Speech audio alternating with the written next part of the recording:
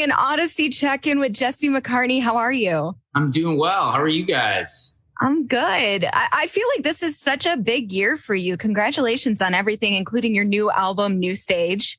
Thank you. Thank you. Yeah, it's been a whirlwind of a year.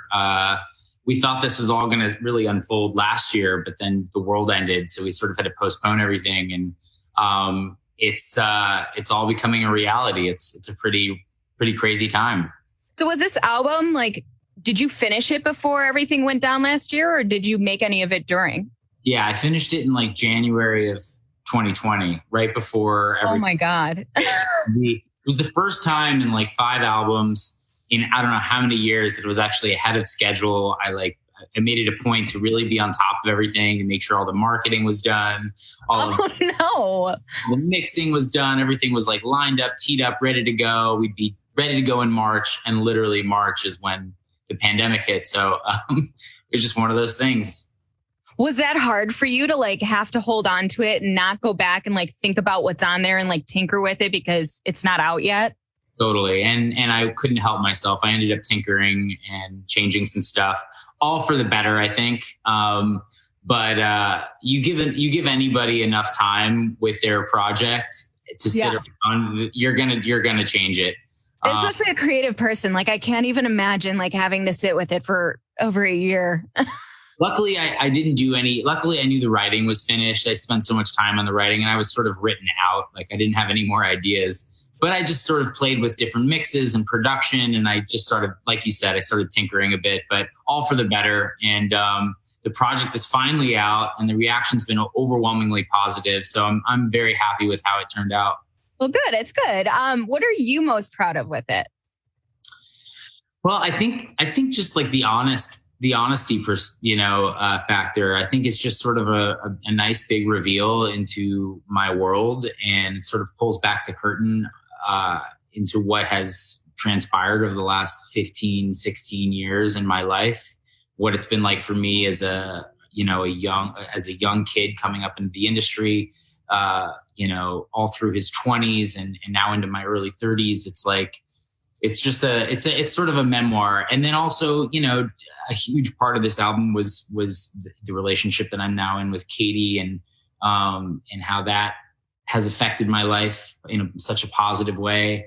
So yeah, I think it's just sort of an insight, an introspective look into what's going on in my life. And lyrically, I'm really proud of the record. It feels just very stripped back. There's not a lot of tricks like a couple of my previous albums. It's not production heavy. It's really just about being thoughtful in the songwriting. Well, as a songwriter, do you write for yourself, with the intention of writing for yourself? Or do you ever, as you're writing music, you're wait, I want that? Wait, what do you mean? So, because I know you write for other people. Right. Oh, well, when it comes to my stuff, I tend to get even a little bit more personal. So I try to write about things that have actually happened or transpired in my life, whether they're good or bad, or happy or fun, whatever it is. I just try to incorporate a little bit of that extra personal touch to it. So. And all the while, I still try to make it relatable. I mean, it's still pop music, and you can't take yourself too seriously. But I think that when people get a sense that you're talking about yourself or a personal relationship, I think they're a little bit more tuned in and connected to what you have to say. So if you take "Party for Two," for example, which is my last single that we released, it's very clearly a love letter to my fiance, but it's about sort of the two of us. But I think a lot of people can relate, especially some of my earlier fans who are now getting either engaged or in a long-term relationship, can relate to some of the things that I'm saying in the song, because everyone has their thing with their partner, right? Everyone has their special thing. So what about it sonically was different in the way you approach creating this as compared to anything you've done in the past? Well, I don't know that it's completely different it's more reminiscent of some of my earlier stuff. And like I said, there's not a ton of production. So it's sonically, it has just more of a singer-songwriter feel, more organic instrumentation wise. It's not like crazy synth heavy, or, there's a lot of live drums and live acoustic guitar and electric guitar, but there's no piano even, but there's not a ton of, crazy Juno synths or 80s. Yeah. It's not like a Black Eyed Peas album, it's very kind of laid back. I feel like we kind of miss that in music because, things have gotten kind of synth heavy, which is great in its own respect. But like that stripped down very early 2000s, like Gavin DeGraw kind of sound, like Jack Johnson, like that kind of vibe, I feel like hasn't been around for a while. And like as we are kind of like retrending to that time period, I feel like there's a need for it again. Music goes through all kinds of phases. I'm sure in just a few short years, the early 2000 sounds will be right back where, in fashion, it already is. So I'm sure music is right around the corner. Well, pop punk's back. Yeah, exactly. You have that whole Machine Gun Kelly, Blink sound coming back in a huge way in pop music. So yeah, music's a cyclical thing. And as the young generation discovers older music, they want to interpret it and recreate it themselves. Yeah. Well, how fun was it shooting the music video for Party for Two? Because it looks like a blast.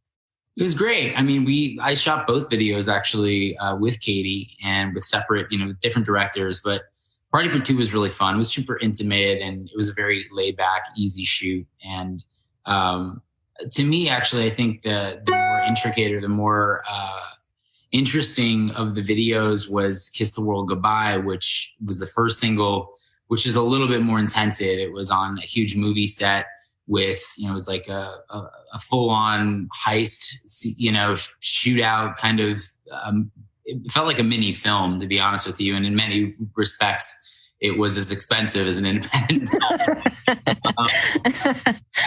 I really enjoyed that. And we kind of get to play like the anti-hero, where we have to do this terrible thing and rob this like harmless man to save my family. And it was a really nice moment. And how often do we get to do that?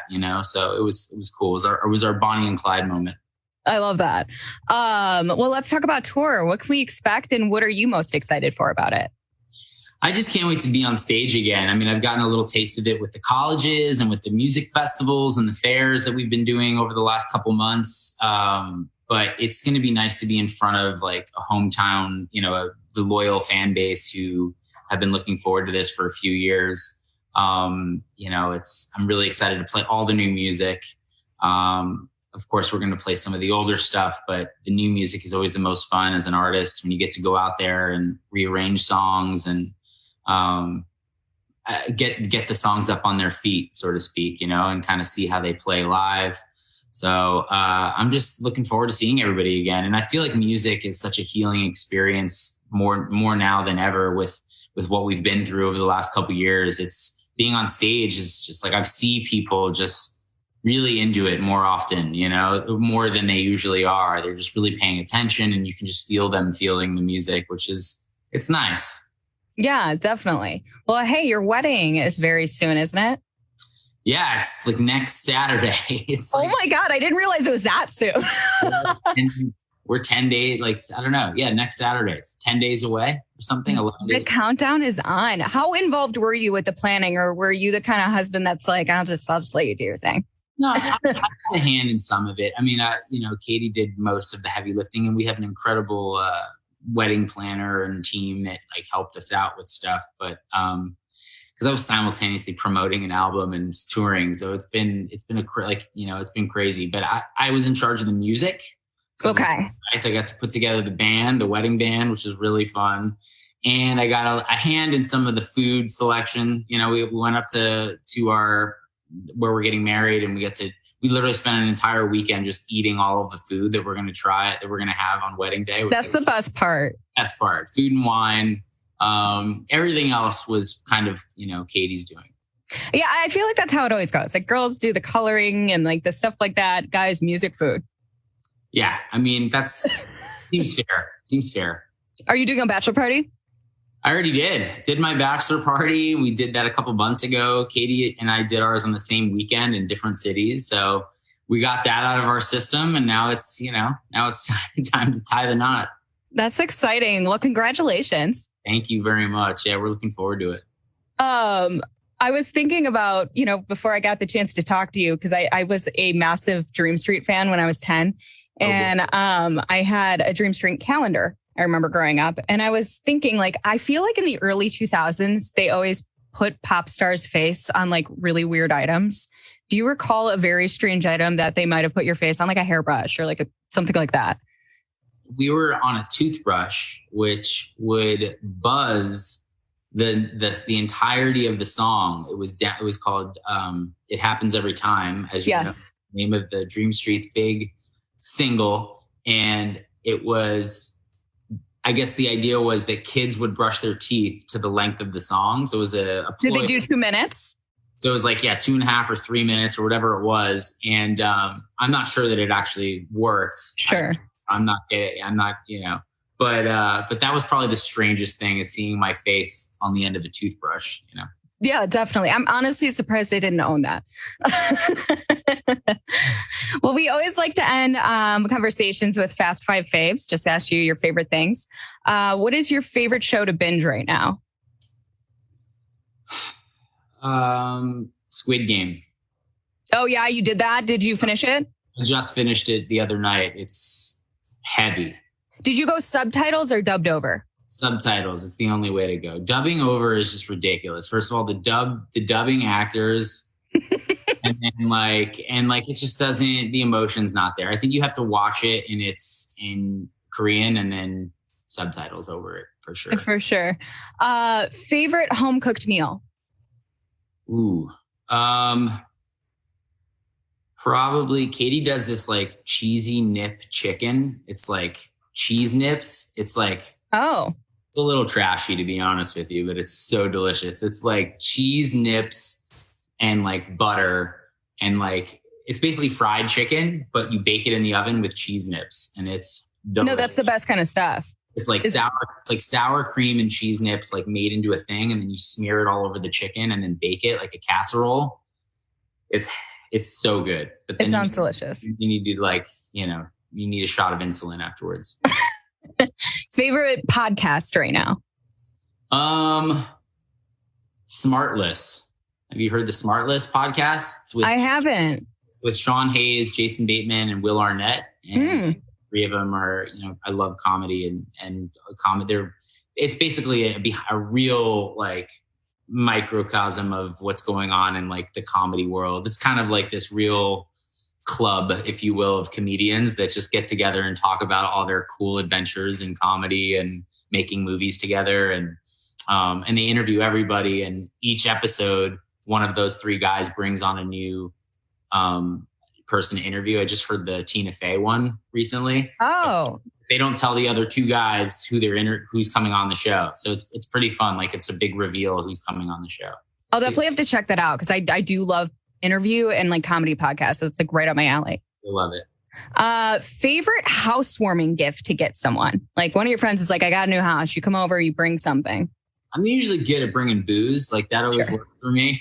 Do you have a go-to, or is it like whatever they like? It's whatever I know they like. If they're like wine people, I'll bring a really nice like vintage wine. If they're whiskey, like one of my buddies just got a place actually up the street from me, and I brought him a really nice whiskey. But yeah, I think, booze always works. Sure. And then I guess this is a good way to end. Favorite cocktail? Oh man. Jeez. I'm a whiskey guy. Like if I'm going to a sports bar to watch a baseball game or a football game, like I'm pretty simple. I just want like a shot of Jameson and a beer. But if I'm having like a nice cocktail, probably like an old aged bourbon, Okay. Like an old fashioned or a Manhattan. Okay, I respect that. Well, thank you so much, Jesse McCartney, for doing an Audacy check-in with us. And good luck on the wedding. That's so exciting. Congrats. Thank you, Julia. I really appreciate it. Stay safe out there. You too. Have a good one. All right, bye.